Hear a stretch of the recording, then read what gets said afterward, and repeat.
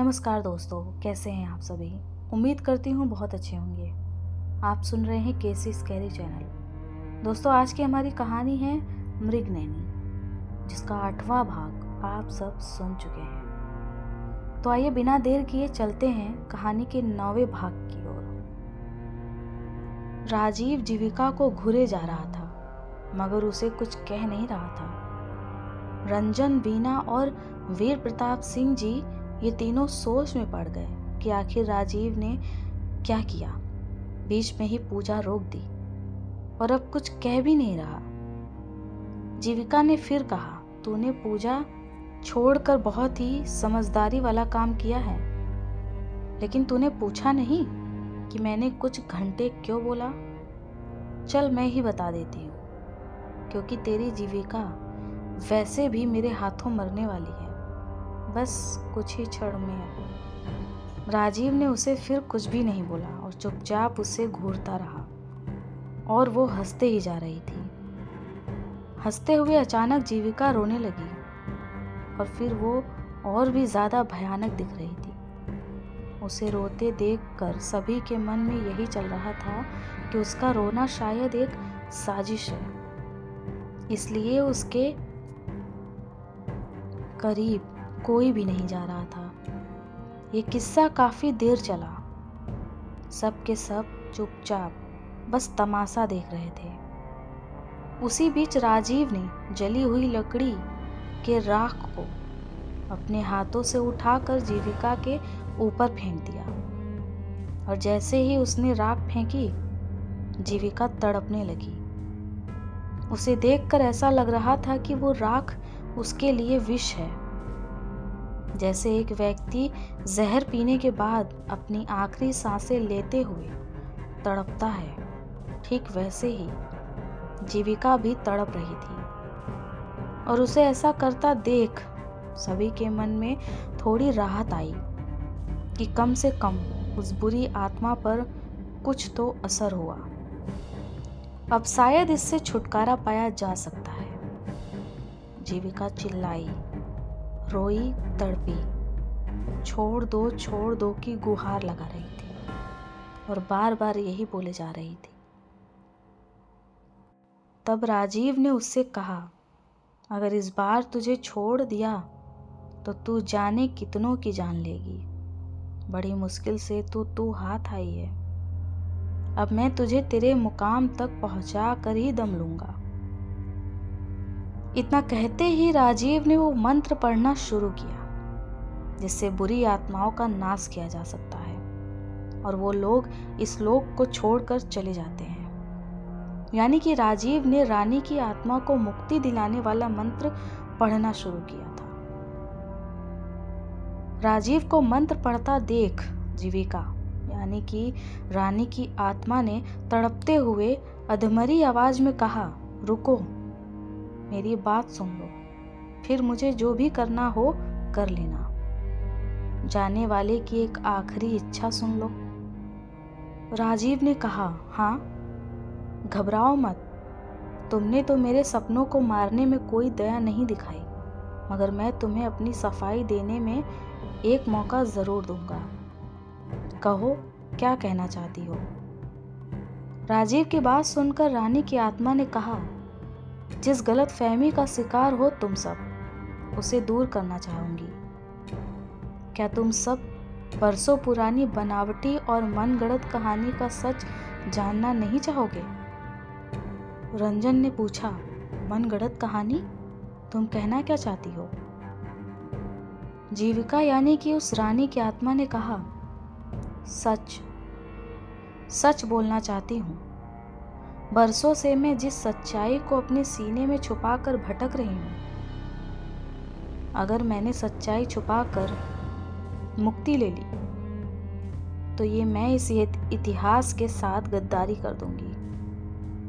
इसलिए आज तुम सबको मैं सच बताना चाहती हूँ। जो कहानी सुनाई गई है तुम सबको, उसमें कितनी सच्चाई है या क्या मिथ है, ये तुम लोगों को जानना बहुत ही जरूरी है।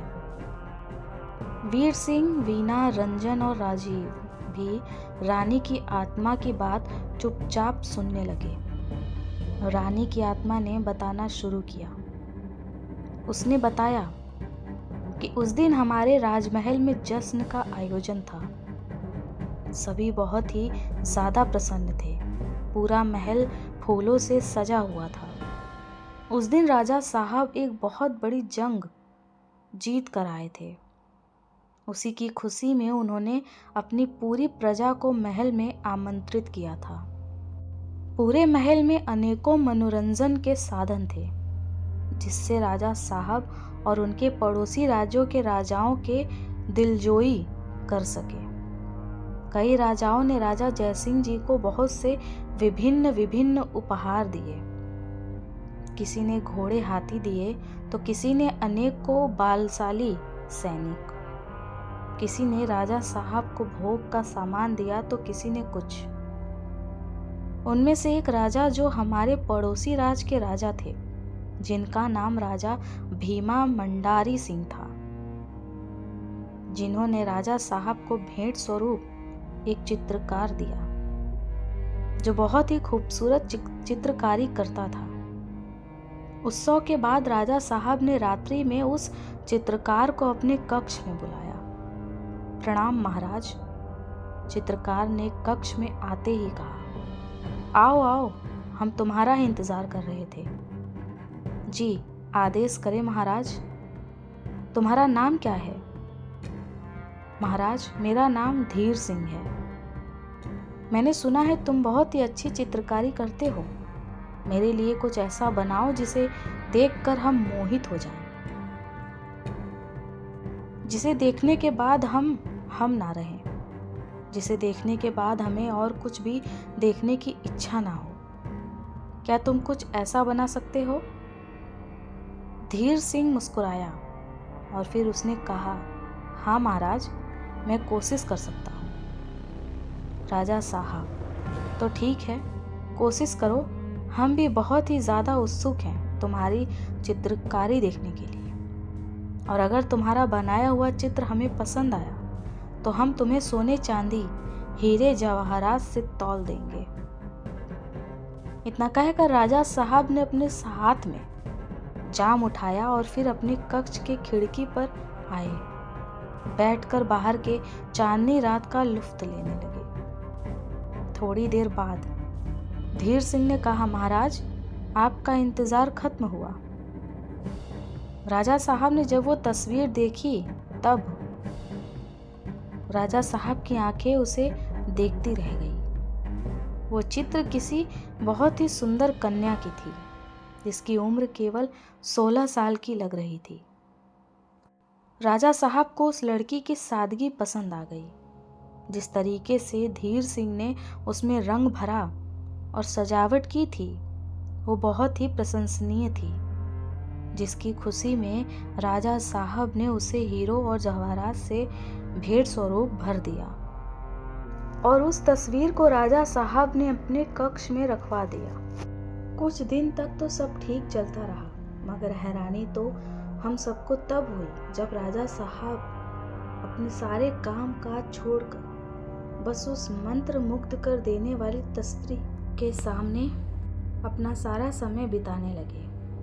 वो इस कदर खुद को उस बेजान तस्वीर में भुला बैठे थे कि हम सब उन्हें देखकर डर गए थे, और इन सब के बीच में वो हमसे भी दूर हो गए, और ये बात हमें अंदर ही अंदर खाई जा रही थी। कुछ दिन तक तो सब ठीक चलता रहा, मगर हैरानी हमें इस बात की हुई कि राजा साहब बहुत ही ज़्यादा उस तस्वीर के पीछे पागल हो चुके थे। एक दिन हम अपनी दासियों के साथ बागीचे में बैठे थे, तभी एक दासी वहाँ आई और उसने कहा कि रानी साहब, जल्दी चलिए, राजा साहब की हालत बहुत खराब है। ये बात सुनकर हम बहुत घबरा गए और भागे भागे जब हम राजा साहब के कक्ष पहुँचे तो हमने देखा कि उनको घेर कर बहुत लोग खड़े थे। उनमें राजा साहब के महामंत्री वीर राणा भी वहाँ मौजूद थे, और हम राजा साहब के पास गए। वो अपनी आंखें बंद करके सिर्फ मृगनयनी मृगनयनी ही पुकार रहे थे। ये सुनकर हम बहुत विचलित हुए। हमने कहा, वीर राणा जी, राजा साहब किसका नाम बार बार पुकार रहे हैं? ये मृगनयनी कौन है? तब उन्होंने बताया कि महारानी, ये वही स्त्री है जिसकी तस्वीर राजा साहब के पास है। राजा साहब ने उसका काल्पनिक नाम सोच कर ही उसे उस नाम से पुकार रहे हैं। हमने कहा कि ये आप क्या कह रहे हैं? तब महामंत्री जी ने कहा कि जी हाँ महारानी, हमने तो ये बहुत ही अजीब लग रहा है, मगर ये सच है कि राजा साहब एक काल्पनिक और अपनी बनाई हुई दुनिया में जीने लगे हैं, जिसमें तो तस्वीर वाली स्त्री उन्हें सचमुच की स्त्री लग रही है। ये सुनकर हमारे पैरों के तले से जैसे ज़मीन ही निकल गई। उस दिन हमारे मन को बहुत ही ठेस पहुंची, मगर ये जहर का घूंट तो हम पीना ही था। हमने इस बारे में जब महामंत्री जी से बात की तब उन्होंने हमें राजा साहब की बीमारी का इलाज बताना चाहा। उन्होंने बताया। उसे सुनकर हम कुछ पल के लिए स्वार्थी तो हुए, मगर फिर हमें राजा साहब के सेहत का ख्याल भी आया और फिर हमने महामंत्री वीर राणा जी की बात मान ली। दरअसल उन्होंने हमें यह तस्वीर सुझाई और तरकीब बताई कि अगर हम तस्वीर से मिलती जुलती कोई सचमुच की स्त्री ढूंढ लाएं और राजा साहब के सामने खड़ा कर दें, तो हो सकता है कि राजा साहब अपनी इस काल्पनिक दुनिया से बाहर आकर एक साधारण जीवन जीना शुरू कर दें। रानी ने कहा, मगर कैसे? महामंत्री जी ने कहा, अगर आपकी आज्ञा हो तो हम अभी कई राज्यों में ये सूचना फैला देते हैं और ऐसे ही दिखने वाली स्त्री की खोज करवाते हैं। रानी ने कहा, नहीं, इस तरह से तो राजा साहब के पूरे देश भर में निंदा होने लगेगी। आप ऐसा कुछ भी नहीं करेंगे, ये मेरा आदेश है। महामंत्री जी ने कहा, जी महारानी, जैसी आपकी इच्छा। और फिर महामंत्री जी वहां से चले गए। रानी, हम उस समय स्वार्थी हो गए थे और इसलिए हम में से सब करने में भलाई थी, हमने मना कर दिया। लेकिन कुछ ही दिन बाद हम अपने दासियों के साथ महल के बाहर वाले मंदिर पूजा करने गए। वहाँ हमारी भेंट एक ऐसी स्त्री से हुई जो कि कुछ कुछ उस तस्वीर के लड़की जैसी दिखाई दे रही थी। हम उसे देखकर बहुत ही अचंभित हुए और हमने उससे बात की और फिर हमें मालूम हुआ कि वो लड़की पास के ही गांव के एक कुम्हार की बेटी थी, जिसका जीवन बहुत ही कठिनाइयों से बीत रहा था। उस लड़की की बात सुनकर मेरे मन में एक बात आई। उस लड़की की बात सुनकर मैंने सोचा और उससे कहा कि तुम बहुत ही परेशान हो तो हमारा एक काम करो, हम तुम्हें मुंह मांगा इनाम देंगे। लड़की ने पूछा, हाँ ज़रूर, आप आदेश कीजिए। हमने कहा, तो ठीक है, इसके लिए तुम्हें हमारे साथ हमारे महल चलना होगा। लड़की तैयार हो गई और फिर हम उसे अपने साथ लिवा लाए। हमने उसे सारी बात बताई और कहा कि तुम्हारी शक्ल हूबहू उस चित्र से मिलती जुलती है। राजा साहब उस चित्र में बनी लड़की को मृगनयनी कहकर बुलाते हैं, इसलिए तुम्हारा नाम आज से मृगनयनी होगा। और तुम राजा साहब के सामने जाओ और उन्हें यकीन दिलाओ कि तुम वो चित्र वाली लड़की हो, ताकि वो अपने पुराने अवस्था में आ जाए। उस लड़की ने जब ये सब सुना तो झट से हाँ कर दी और वो महल आ गई। राजा साहब ने उससे विवाह करने का प्रस्ताव दिया तो उसने स्वीकार कर लिया और हम भी उस वक्त मना नहीं कर पाए, क्योंकि हमें राजा साहब के सेहत की ज़्यादा चिंता थी। लेकिन इस बात का उस लड़की ने बहुत फ़ायदा उठाया। वो राजा साहब के आसमान को अपनी चमकती हुई किस्मत समझने लगी और धीरे धीरे अपना रंग दिखाने लगी। ये बात महल में सभी को खटकने लगी। वो धीरे धीरे राजा साहब को सुधारने के बजाय और भी नष्ट करने लगी। फिर एक दिन पानी सर से ऊपर चला गया। महामंत्री, तुम अपनी सीमा लांघ रहे हो। हमने जो कहा है वही होगा। राजा साहब वहां नहीं जाएंगे। महामंत्री ने कहा, मगर छोटी रानी साहब, राजा साहब का वहां जाना बहुत ही आवश्यक है। ये संधि हमारे लिए बहुत ही ज़रूरी है। छोटी रानी, बस अब हम और कुछ भी नहीं सुनना चाहेंगे। आप जाइए यहाँ से। महामंत्री ने कहा, मगर छोटी रानी साहब। छोटी रानी साहब ने कोई बात नहीं सुनी। महामंत्री को वापस भेज दिया और राजा साहब से कुछ नहीं कहा।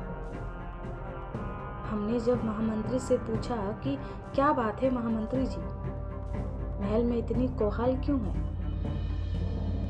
महामंत्री जी ने कहा, बड़ी रानी साहब, हम तो बस राजा साहब से इतना कहने गए थे कि पड़ोसी राज्य के राजा साहब, राजा चक्रपाल सिंह जी ने राजा साहब को भोजन पर आमंत्रित किया है। अगर उनसे संधि हो गई तो हमारे राज्य के लिए शुभ होगा।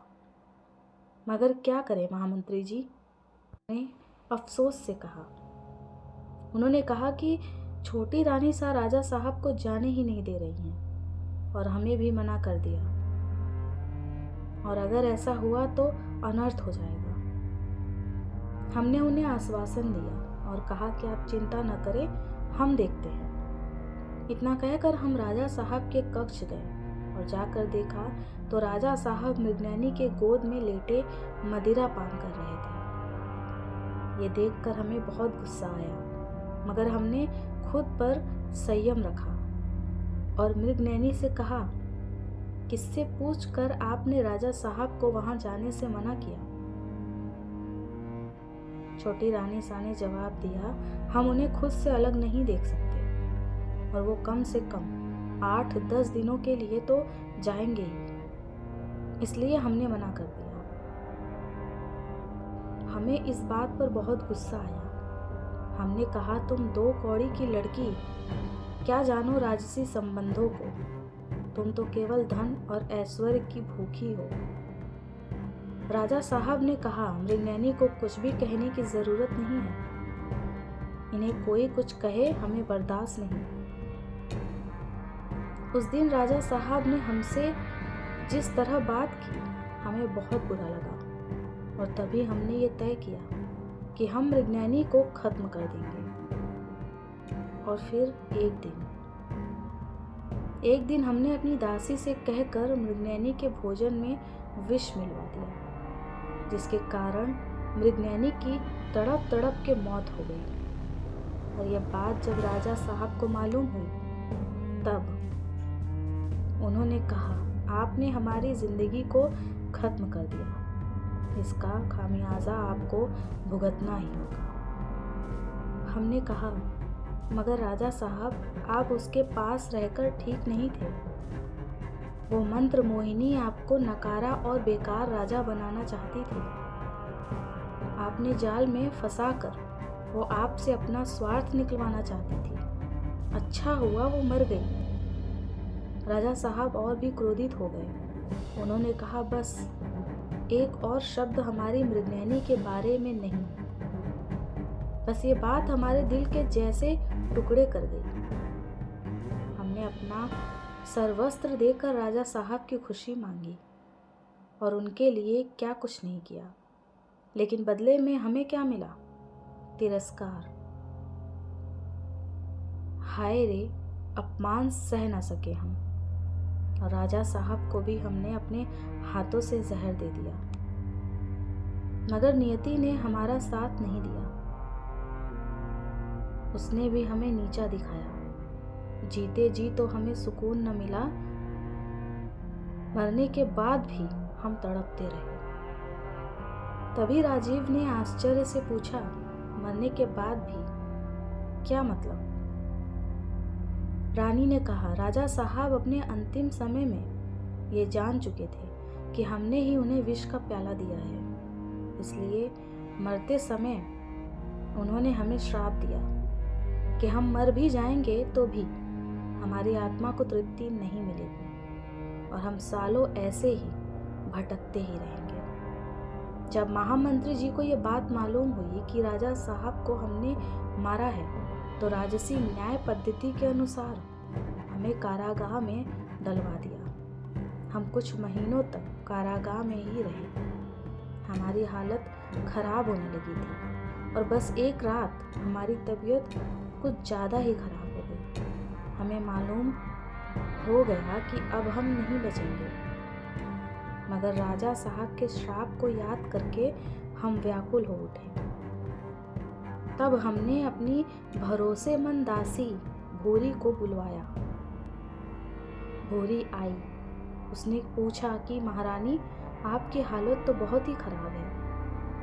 आप इस राज्य की महारानी हैं। अगर आप ऐसे ही यहाँ बंद रही तो जाने क्या होगा। हम महामंत्री जी से बात करते हैं। उसे हमारी हालत पर तरस आ रहा था। वो हमें बाहर निकालना चाह रही थी, लेकिन मैंने उसे मना किया और कहा, नहीं भूरी, अब इसका कोई फायदा नहीं। हम जान चुके हैं कि अब हमारा अंतिम समय आ चुका है। अब हम नहीं बचेंगे। बस तुम हमारा एक काम करो, जिससे हमारी आत्मा को शांति मिले। हमारी दासी भूरी तंत्र मंत्र जानती थी। उसी के कहने पर हमने राजा साहब और मृगनयनी को मारा था। उसने कहा था कि इनकी आत्मा हमें कभी भी परेशान नहीं करेगी। उसके लिए हमने उससे एक माला भी दी, जिसे हम अपने गले में हमेशा पहनते थे। और सच में मुझे उन दोनों की आत्मा कभी परेशान न कर पाई। मेरी दासी भूरी ने जब इसका तोड़ निकालने की कोशिश की, तब उसने हमें बताया कि महारानी, मैं राजा साहब के दिए हुए श्राप को पूरी तरह काट तो नहीं सकती, मगर एक रास्ता है जो इसे दिखाई दे रहा था। उसने कहा, महारानी, आपकी आत्मा को तभी मुक्ति मिल सकती है जब कोई स्त्री या पुरुष जिसका जन्म अमात माह के पूर्ण मात माह में हुआ हो, जिसकी राशि में सूर्य विराजमान हो, वो अगर आपका नाम 3 बार पुकार ले तो आपकी आत्मा को मुक्ति मिल सकती है।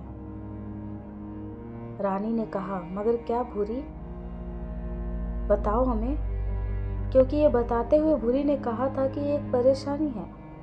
इसकी वजह से हम भी परेशान हुए और उससे पूछा, तो उसने बताया कि ये समय इतनी जल्दी भी आने वाला नहीं, और तो और अगर उस इंसान के पुकारते समय उसे किसी ने टोक दिया तो भी आपको मुक्ति नहीं मिलेगी, और फिर से आपको ऐसे ही किसी व्यक्ति का इंतज़ार करना होगा।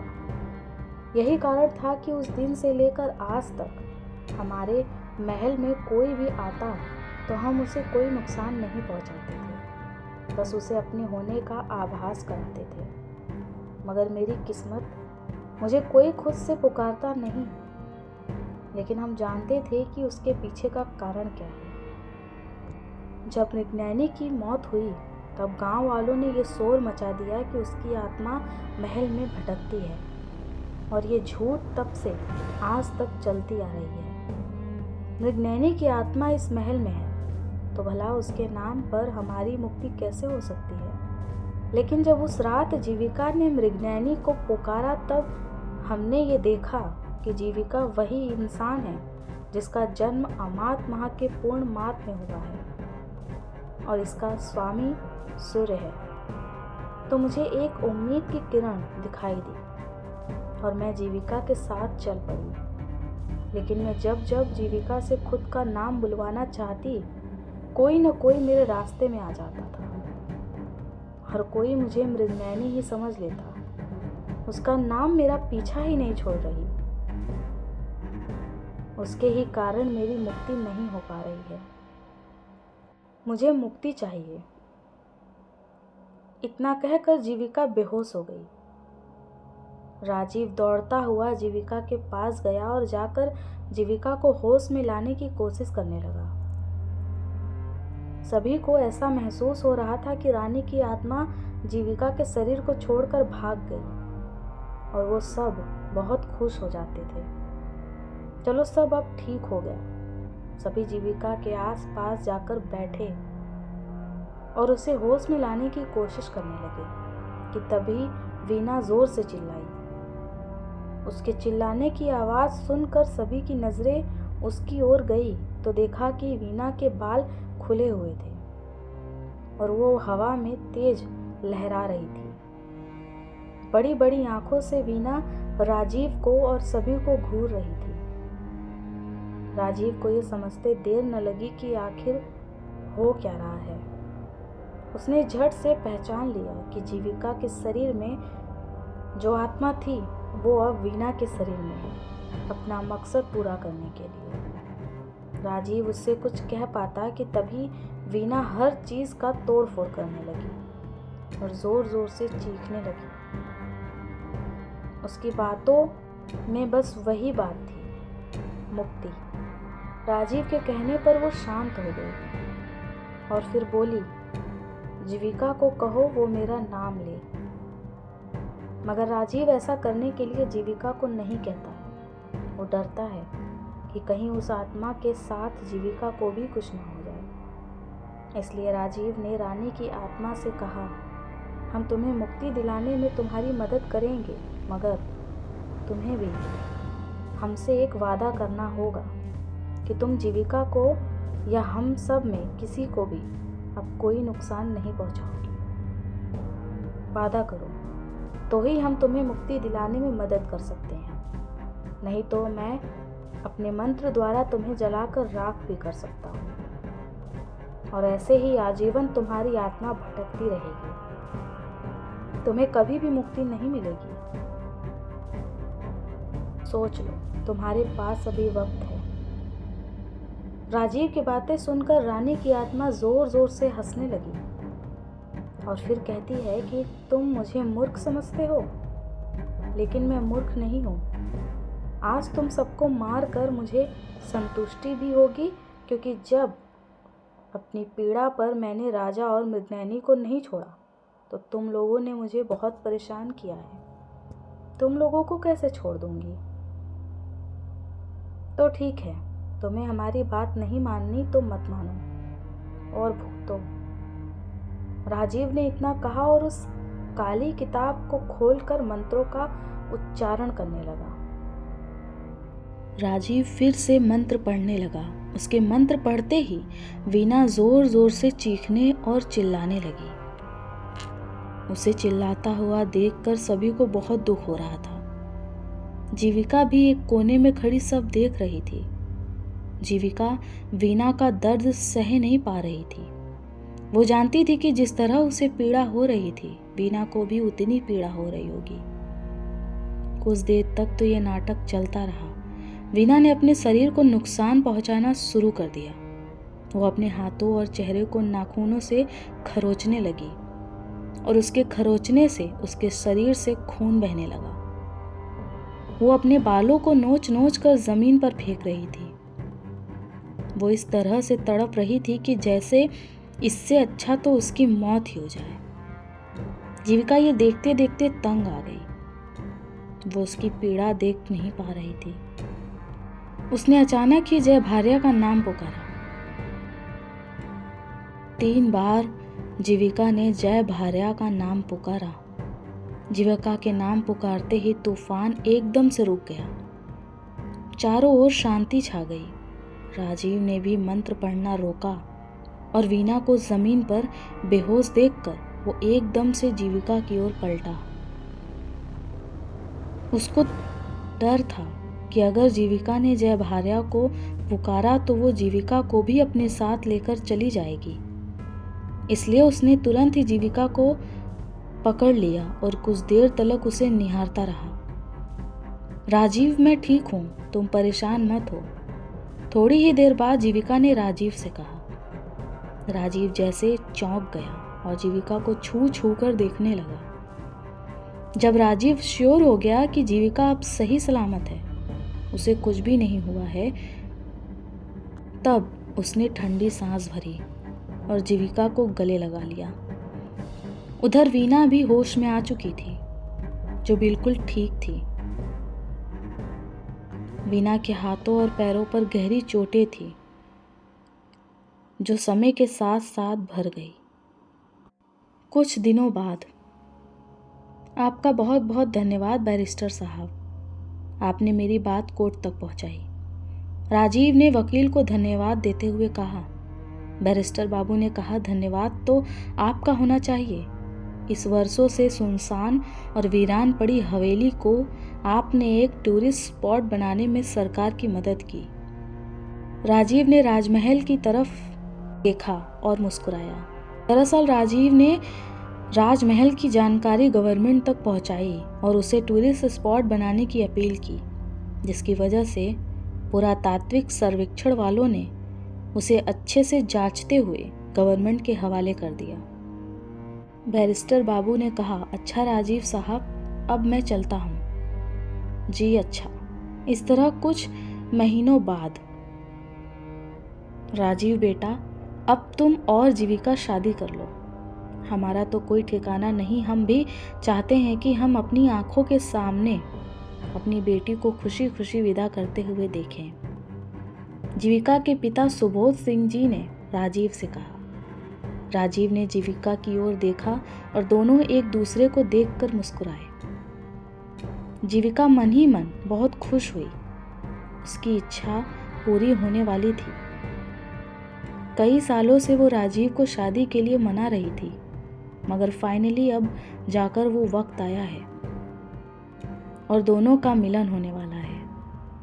जल्द ही राजीव के माता जी और राजीव के पिता तीनों ने मिलकर जीविका और राजीव की शादी की डेट फिक्स कर दी। दोनों बहुत ही खुश थे और देखते ही देखते जल्दी ही दोनों की शादी हो गई और दोनों एक खुशहाल जिंदगी जीने लगे। शादी की पहली रात जीविका के लिए बहुत ही स्पेशल थी। जीविका अपने कमरे में बैठी राजीव का इंतजार कर रही थी। तभी राजीव की माँ ने कमरे का दरवाज़ा खटखटाया। जीविका बेटा, ज़रा दरवाज़ा खोलो। जीविका ने दरवाज़ा खोला। सामने राजीव की माँ को देखकर जीविका ने उनके पैर छुए। राजीव की माँ ने कहा, खुश रहो। देखो, मुझे तुमसे कुछ ज़रूरी बात करनी है। जीविका, जी माँ जी, कहिए ना, क्या बात करनी है। राजीव की माँ ने अपने हाथों से कंगन निकालकर जीविका के हाथों में पहनाया और पहनाते हुए बोला, ये कंगन खानदानी है, मेरी सास ने मुझे दिए थे। मैंने सोचा था कि जब मेरी बहू आएगी तब मैं उसे ये कंगन दूंगी। मेरी सास ने मुझे कंगन भेंट में दिए थे और अब ये कंगन संभालने की जिम्मेदारी तुम्हारी। और हंसते हुए जीविका को गले लगा लेती है। जीविका ने भी भावुक होकर राजीव की माँ को गले लगाया और कहा, माँ जी, आप निश्चित रहें, मरते दम तक मैं इस कंगन का ख्याल रखूंगी। तभी राजीव कमरे के अंदर आया। सास बहू की बातें चल रही थी। मैंने डिस्टर्ब तो नहीं कर दिया? राजीव की माँ, हाँ हाँ, डिस्टर्ब तो मैं कर रही हूँ तुम दोनों को। अब तू ज़्यादा बातें मत बना, सब पता है मुझे तू कितना उतावला है राजीव। वैसे भी शादी की रस्म में 3 दिन तक तो एक दूसरे से मिलना नहीं हुआ। पता नहीं तुम दोनों की सांसें कैसे चल रही थी, वरना एक दिन भी मिले बगैर और झगड़े बगैर तो रहे नहीं तुम दोनों। राजीव की माँ ने हंसते हुए कहा और ये बात सुनकर सभी हंसने लगे। फिर राजीव की माँ कमरे से बाहर चली जाती है। राजीव ने भी जीविका के हाथ में वो कंगन देखकर बहुत ही खुश हुआ और जीविका को इसे संभाल के रखने को कहा। वो जानता था कि जीविका एक जिम्मेदार लड़की है और वो उसके घर को बेहद तरीके से बना कर रख सकती है। जीविका ने भी उससे वादा किया कि उसके घर का वो अच्छे से ख्याल रखेगी। दोनों की शादीशुदा जिंदगी अब बहुत ही अच्छे से चल रही थी। राजीव एक फिर से अपने रिसर्च के लिए एक नई जगह ढूंढ रहा था।